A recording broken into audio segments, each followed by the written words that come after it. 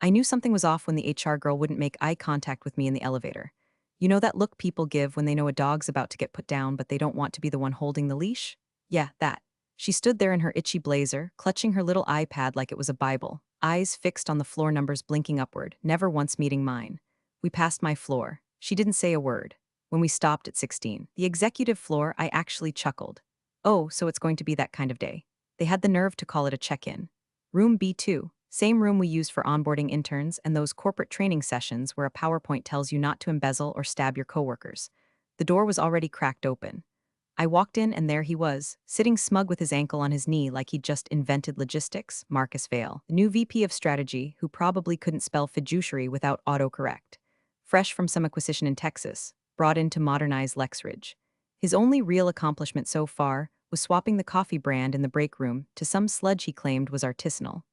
HR's head of people, Laura, was sitting beside him, her smile as tight as the ponytail strangling the last of her hope. She gestured to the chair like I was some contestant on The Price is Right. I sat. Karen Marcus started, tone syrupy like this was going to end with a hug. Thanks for coming in on short notice. I didn't say a word, just nodded. I already knew. I've seen enough vultures circling a body to know when it's my turn on the slab. We've been doing some organizational restructuring, Laura jumped in, and unfortunately, your position is being eliminated. Effective immediately. She pushed a folder toward me, glossy with the company's new navy and gray logo. Inside was a severance package, 3 months' pay, contingent on signing a non-disparagement clause. I smiled, a soft, unreadable smile, the kind that made Marcus shift slightly in his chair. Now, if you've made it this far and you're enjoying the tale of corporate stupidity unfolding here, do me one favor, tap that like button and hit subscribe. 90% of y'all listen to these stories without subscribing, and it really helps the team keep spinning these delicious little webs of revenge. Plus, I promise it only gets juicier from here. Anyway, back to my polite execution. Marcus went on to explain how the company was evolving, how they valued my contributions, how this was nothing personal. Which, by the way, is the corporate version of it's not you. It's me before they ghost you and start dating your intern. The man had the audacity to say I should be proud of my legacy. He used that word legacy like I was some retired quarterback or an old family dog they were shipping off to a farm upstate. I didn't flinch. I didn't cry. I just nodded along and signed where they asked me to. That smile never left my face. They had no idea, no clue that just last quarter, I'd revised the compliance matrix for all federal contracts. No clue that Clause 14.2b, the one I personally redlined after legal skipped their own damn review, explicitly required my signature on any logistics contract exceeding $250 million. And tomorrow was the finalization meeting for a $500 million government defense logistics contract. $500 million, my signature. Legally required. Not optional, not symbolic. Required. They didn't read the clause. Hell, I doubt Marcus even knew we had clauses. They handed me a cardboard box, told me security would escort me down. And just like that, 20 years of institutional memory was reduced to a half-hearted handshake and a parking validation sticker. As I left the room, Marcus stood and said, "No hard feelings, yeah?" I turned to him, still smiling, and said, "None at all." But inside, oh, sweetheart, I was already rewriting his exit memo in my head. The walk back to my office felt like a funeral march, only I wasn't the one in the casket. That would come later, for Marcus. Behind me, I could hear the stiff footsteps of a junior HR rep whose name I didn't know and didn't care to learn. Poor kid was probably 2 months out of college and still thought workplace betrayal came with warning signs. She kept glancing around like I was about to go postal with a letter opener, as if I hadn't already made peace with this 4 chess moves ago. I passed the product team's pod first. Jenna looked up, mouth slightly open, one hand frozen mid-type. Then Dev, who literally pulled his headphones off like he misheard the world. I offered a half smile and kept moving. No grand speech, no paper-throwing tantrum, just the sound of my heels echoing across the floor and the sudden hush that followed me like a ghost through the bullpen. My nameplate still read Karen S., Langford VP Compliance and Contract Strategy, been bolted to that frosted glass wall for a decade. I paused to look at it. 2 decades at Lexridge, 10M and a deals, 4 international expansions, 7 different CEOs, and now I was being escorted out like I'd stolen staplers and secrets. I walked in, turned to the HR shadow behind me and said, "I'll only need 10 minutes. She nodded like she'd practiced it in the mirror that morning. Inside, the office still smelled like the jasmine diffuser I kept hidden behind the bookshelves. HR had banned personal scents after someone's boyfriend had a lavender allergy. I sat down at my desk and opened my laptop, which they hadn't remembered to deactivate yet. Amateurs. Absolute amateurs. I didn't delete a thing. I didn't wipe drives. I didn't forward files to my Gmail. I didn't need to. Everything that mattered had already been stitched into the systems weeks ago. My fingerprints were all over Clause 14.2. I'd buried it into the compliance structure so deep it practically had its own pulse. I opened Outlook, clicked new email, and typed in my personal address. Subject line, Clause 14.2 signature requirement. Then I blind copied my lawyer. Damn good one. Divorce shark turned corporate watchdog. The kind who could weaponize footnotes. Attached were 4 PDFs, my original contract with Lexridge, the updated compliance protocols I'd drafted after the last audit, the contract review timeline showing my name as final signatory, and the memo I'd sent legal last month warning them not to change protocols until after the Q4 federal review. Each file labeled dated and time-stamped. I hit send. Then I sat back, cracked my knuckles, and watched the loading bar spin as the email vanished into the ether like a grenade with the pin pulled. I closed the laptop, unplugged the monitor, methodically began packing the items I actually cared about, one framed photo of my dog, a coaster my daughter made me in kindergarten that still said world's best boss, and the brass paperweight shaped like a ship's wheel that old man Lexridge himself gave me back when we were still shipping fertilizer and praying for contracts. I left the awards, the plaques, the company-issued iPad, even my Lexridge Systems hoodie. No point clinging to decorations in a burning house. By the time I zipped up my tote bag, the HR rep was trying to act casual, scrolling her phone like she wasn't silently counting down until she could report I hadn't barricaded myself in. I turned off the lights. Took one last look at the view. Lexridge's skyline offices overlooked a construction site that had never finished. A perfect metaphor. And then I walked out. No drama. No tears, but if anyone had looked closely, they'd have seen something in my eyes. Not defeat, just calculation. By 3:45 that same afternoon, Marcus Vale was already measuring the window for new blinds like he was redecorating his teenage son's dorm room. According to what I heard later from the interns, God bless their group chats, he waltzed out of the boardroom with all the subtlety of a frat boy who just stole a rival's mascot. Finally trimming the fat, he told one of the finance guys. Deadweight had to go. We're streamlining. Deadweight, that's what he called me. 2 decades of contracts, government negotiations, foreign compliance frameworks, and merger oversight, and this Ken doll with a jawline full of entitlement and a PowerPoint addiction boiled it all down to deadweight. I had my feet up on the armand by then, laptop open at home. Cup of mint tea in hand. Remote access window still active. Turns out, IT hadn't gotten around to deactivating my credentials. Shocker, so I watched him. Watched as he walked into his new office, looked around like he was entering a sacred tomb he didn't understand, then cracked his knuckles and began marking his territory. First thing he did, rolled in a hideous ergonomic gaming chair. Neon green, looked like a transformer vomited on it. He dumped my brown leather one, the one with the lumbar support I had custom fitted after the 2012 Compliance Summit, into the hallway like it was covered in lice. Then the nameplate, unscrewed mine with a Swiss Army knife and slapped on a plastic one that said Marcus Vale VP Strategy. He didn't even center it. I clicked into the security dashboard, still had clearance, still had access. Watched the name change populate across the directory, saw the new voicemail greeting uploaded. Hey, this is Marcus Vale, VP of Strategy here at Lexridge Systems. If you're calling about compliance, legal, or contract execution, or working on a new direction, leave a message. New direction. Right. I checked the change logs. He hadn't even looked at the project queue. Hadn't opened the federal review schedule. Wasn't even in the shared compliance folders. But he had requested a meeting with facilities to refresh the energy in the executive wing. By refresh, he meant repaint the walls a shade called Victory Beige. You can't make this crap up. I watched him adjust the lighting in the room. He preferred blue-toned LEDs naturally and unbox a series of sports memorabilia frames. Football jerseys, some signed bat, a framed quote that said, "Disrupt or die." The man ran on LinkedIn fumes. I sat there, watching it all through my remote view, chewing the corner of a biscotti and letting the sarcasm boil slowly under my ribcage. The office that Karen built was now a monument to mediocrity. My bookshelf had held law volumes, procurement manuals, and a signed copy of the government contract clause book I co-wrote in 2017. He replaced it with books titled Crush It, Scaling the Hustle, and something co-authored by a guy with frosted tips. My sarcasm had nowhere to go, so I opened Slack, still logged in, and changed my status to out of office permanently watching. He didn't notice. Why would he? He was too busy celebrating. Called in the marketing team to discuss his rebrand initiative. Told HR he wanted to host a team-building offsite in Cabo. Asked if someone could design him a new email signature with an animated logo. He thought the crown was his now, that the kingdom had been cleared of old queens. What he didn't know, what none of them knew, was that the keys to the vault still rattled in my pocket, and I was already halfway through my own little countdown. My lawyer, Alyssa Duval, called me from a rooftop bar somewhere in downtown Cleveland. I could hear the jazz music behind her muted chatter, clinking glasses. Karen, she said after one sip of what I imagine was her usual gin and something, I read it 3 times. Clause 14.2b is still active. They're absolutely screwed.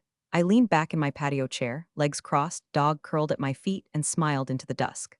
Not a vindictive smile, just the kind you give when the universe sets the dinner table and hands you the carving knife. Still names me as required signatory of record? I asked, feigning curiosity. Yup, Alyssa said, now munching on a breadstick. Any federal logistics contract above $250 million requires your review, authorization, and signature. It's in black and white. You even initialed the margin. They can't touch the contract without you, Karen. You're the keystone. Keystone. God, I loved lawyers with a flair for drama. I pulled up the federal contract schedule on my tablet. There it was, clear as daylight. Project 764A, Defense Logistics Supply Optimization. Value $503.7 million. Final review meeting tomorrow, 10:30 a.m. Executive Conference Room, Lexridge HQ. I could picture it already. The long glass table. The stiff suits from the Department of Defense. The color-coded binders. Marcus Vale sitting at the head like a peacock in heat, convinced he'd close the biggest deal of the quarter before lunchtime. Without me, not a chance in hell. See, the contract wasn't just numbers and terms. It was layered with federal compliance stipulations, licensing checkpoints, and risk mitigation clauses I personally engineered after a 2018 audit disaster nearly cost Lexridge its clearance. It was my blueprint. I built the damn scaffolding it stood on, and according to Appendix G, which I had bookmarked on page 87, any change in signatory required a 60-day vetting period and a federal background check. So even if Marcus wanted to appoint himself or someone else, it wouldn't be valid. Not in time, not tomorrow. I pulled up the onboarding forms from when Marcus was hired. No background check filed. No compliance clearance. Just an email from HR saying, excited to have you on board. Let us know your lunch preferences. It would have been funny if it weren't so tragically predictable. I forwarded the relevant clause excerpts to Alyssa with a note, just in case someone starts lawyering late. Then I went back to the internal portal. Still had access. My name, Karen S. Langford, was right there under authorized signatories. The IT team must have been busy trying to install Marcus's third smart monitor. What I felt in that moment wasn't glee, wasn't rage. It was validation. Cold, solid, immovable. For 20 years, I'd been treated as the quiet one, the background operator, the spreadsheet whisperer. People forgot that behind every polished quarterly report and crisis-averted audit was a woman hunched over legal printouts at 11 p.m. eating stale pretzels and redlining loopholes that could bankrupt the company. They forgot, but the paper didn't. I poured myself another cup of tea, set a 7 a.m. alarm, and wrote one line in my planner under tomorrow's date, 10:30 a.m. Watch it fall apart. And then I circled it, twice. At exactly 8:17 a.m., my inbox pinged with a link to a public-facing Zoom webinar titled Lexridge Systems Q4 Federal Contract Finalization Prep.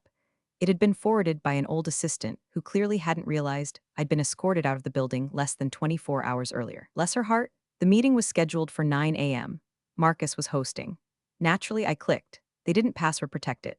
I watched as tiles started popping up like pimples before prom, business ops, logistics, two guys from legal who looked permanently undercaffeinated, and three stern-looking consultants from Lockworth Defense Solutions, each wearing the same tired navy blazer and blinking like they hadn't seen sunlight in days. And then came Marcus, full screen, grinning like he'd just been told he was up for Best Actor at a company that doesn't make movies. Morning, team, he beamed. Big day tomorrow. Just wanted to get everyone aligned, make sure we're buttoned up on all ends before the government folks come in. We are this close to locking down the biggest logistics contract in Lexridge history. He gave them a double thumbs up like he was hosting a third-grade talent show. No one asked where I was. Not a single "where's Karen?" Not even a polite head tilt in the shape of my name. I watched as he clicked through a PowerPoint that wasn't even in compliance format. Half the footnotes were cut off. He flipped through budget tables, vendor breakdowns, and key performance indexes like he was speed dating the data. At one point, he called the compliance documentation a formality and suggested they go light on the jargon during the federal presentation. One of the Lockworth consultants, bless his brave little soul, raised his hand and said, just to confirm, is the final signatory cleared on this? Marcus didn't even blink. Yeah, I've got it handled, he said, with the confidence of a man who thinks procurement protocol is a coffee blend. I clicked over to the clause list again. Paragraph 7 of Appendix D, required signatory, Karen S. Langford. No substitutions allowed without 60-day federal preclearance. I sipped my coffee and stared at his smug little Zoom square. Legal, to their credit, did try to bring up something about clearance requirements. I saw the hesitation in Tim's face. He's one of the old-school contract lawyers who actually reads beyond the executive summary. But before he could finish his sentence, Marcus cut him off. I'll loop in compliance if needed. Let's not waste energy on red tape. We've got momentum here. Momentum. That was the word he used. Like this was some text pitch in a barn somewhere, and not a binding government deal that could tank a company's federal standing. The call ended at 9:46 a.m. Marcus clapped his hands at the camera and said, "Let's land this plane tomorrow, people." I closed the tab and stared at the blank screen. You ever watch someone cook a beautiful meal using drain cleaner instead of olive oil? That's what this was. They were seasoning the destruction with ego and garnishing it with oversight. Legal hadn't even reviewed the clause yet. No one had read my memos. No one had rechecked the authorization hierarchy. They were flying blind, high on buzzwords and scented candles from the VP's office. I sat back and whispered to no one, let them cook. Because tomorrow, when the government reps walked into that boardroom looking for the one signature that could legally greenlight $500 million and realized it was missing, well, that kitchen's gonna catch fire. By noon, the documents were hot off the printer, thick stacks of contract binders with those telltale red signature flags poking out like lipstick smears on a crime scene. One for Lexridge, one for Lockworth, one for the Department of Defense. One to frame, maybe, once Marcus had his victory speech engraved on brass. I knew this because Gina, a junior analyst from procurement, sent a snap of them to her office bestie. Her caption said, "Guess who gets to babysit the gold bricks for tomorrow's big win?" #VPS ego diet. It didn't take much digging to find the snap. I still had access to our shadow Slack, the one the interns ran for venting and memes. Someone uploaded it there with the caption, signed and sealed baby. I zoomed in on the image. First signature line, Marcus Vale, Vice President, Strategic Operations. Second signature line, printed clean and sharp beneath it. Karen S. Langford, Authorized Compliance Officer Government Contracts. Right there, in bold, I actually laughed out loud. Not a cruel laugh, just that quiet, incredulous chuckle you give when the House of Cards builder proudly places the final card, and it's a slice of deli meat. Apparently, no one had updated the templates, or the CRM, or the workflow authorization metadata, because even the contract document itself still knew I was the gatekeeper.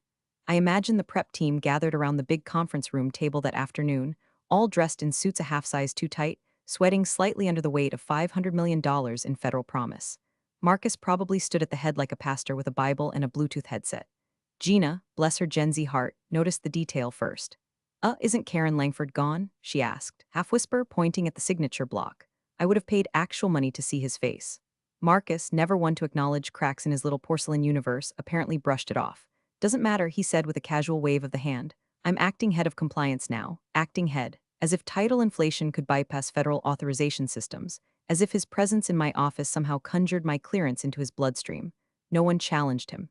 Not yet. They were all too dazzled by the finish line, drunk on metrics and projections.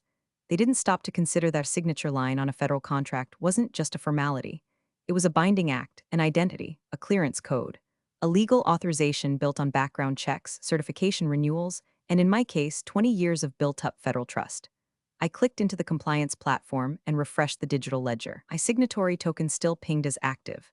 My unique approval ID was still tied to all federal-facing contract portals. The audit logs hadn't even been updated to reflect a transition request, because no one had submitted one, not legal, not HR, and certainly not Marcus Momentum Vale. They were running on fumes, and the dashboard, it was blinking red. The government signature portal would reject anything that didn't pass compliance checksum. That included a VP's Sharpie scribble on the dotted line where my name still lived. They didn't know yet, but the fall was coming, and I had a front row seat. The boardroom was set like a wedding for corporate narcissists. Every surface gleamed. Bottled water lined up like soldiers. Binders centered with surgical precision. Someone even had the gall to arrange a fruit tray in the shape of the Lexridge logo. Pineapple for the L, strawberries for the S. I wasn't there. Of course, not physically.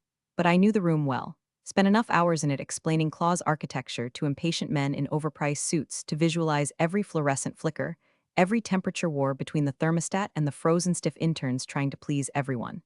At 10:28 a.m., the guests arrived. Two representatives from the Department of Defense, both former logistics officers turned government liaisons, walked in with hard faces and harder briefcases. The third joined via secured video feed, patched into the wall monitor. Marcus, I'm told, greeted them with the energy of a game show host, waved toward the coffee station, made a joke about how we've got more caffeine than strategy today, and sat at the head of the table like he was about to win something. They opened the binders.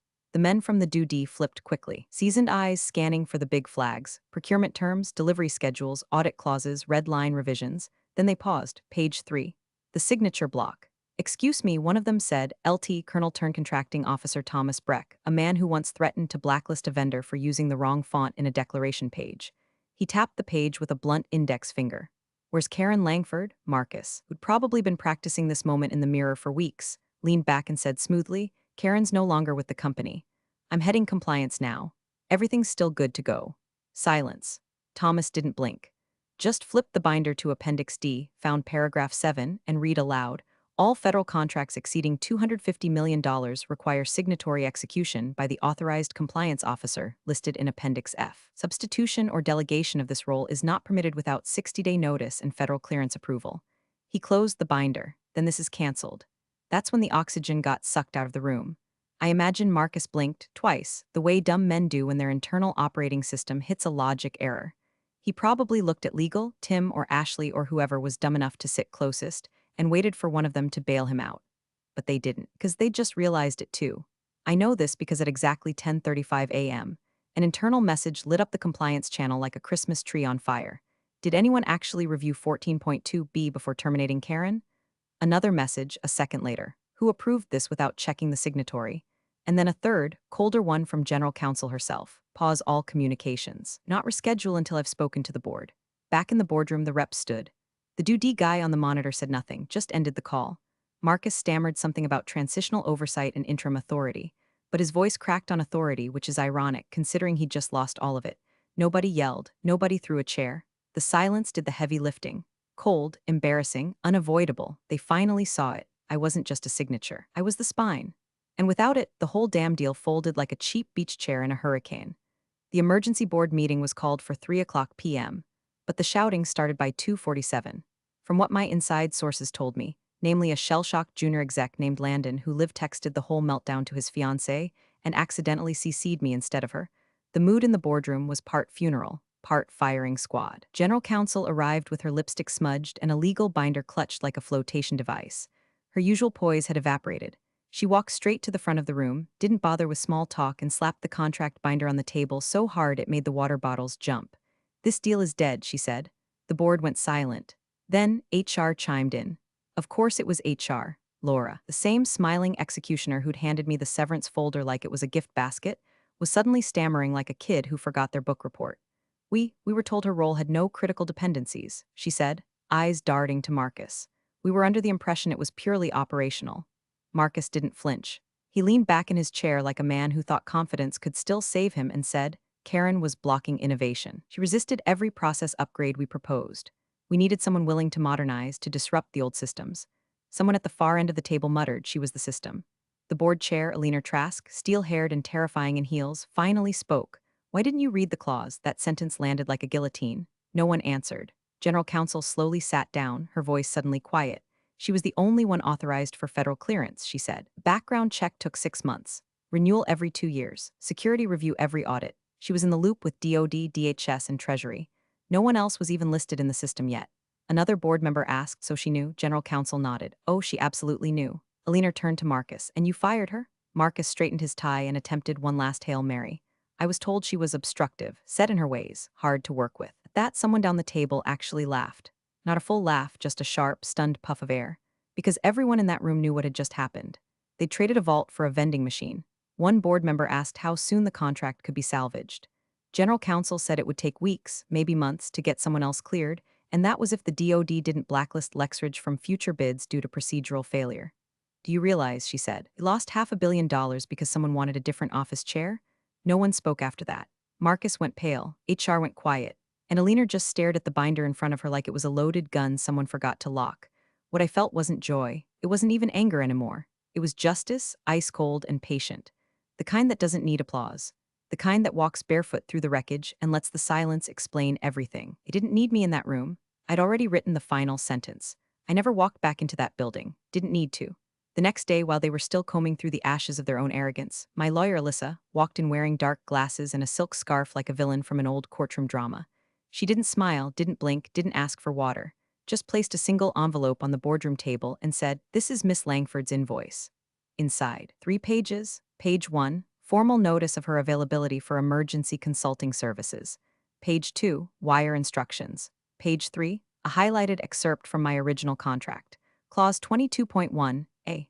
It read, in the event of role termination without a transitional period of no less than 45 business days, the departing employee shall be engaged as a paid consultant at 3 times the final monthly salary for a minimum of 18 months. Engagement is not optional. Mandatory consultancy. Triple pay. 18 months minimum.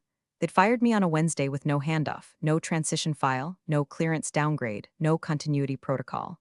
The clause triggered the moment HR's little clipboard parade escorted me to the elevator. Lissa didn't even wait around. She slid the invoice across the table and said, "You'll find the retainer amount has already been wired," then turned and walked out like she was late for brunch with Karma. I later heard from Landon, still shaken, still typing with both thumbs, that the board just sat there, motionless, staring at the clause like it was written in Latin. Marcus had already been escorted out that morning, no fanfare, no last speech, not even time to clear his new desk chair. HR's Laura resigned effective immediately. The contract itself remained unsigned. By then, the DoD had already flagged Lexridge for compliance failure and sent a formal notice delaying negotiations until Q2. No guarantee of return. That's 3/4 of projected revenue flushed down the platinum-plated drain Marcus had installed in the executive restroom.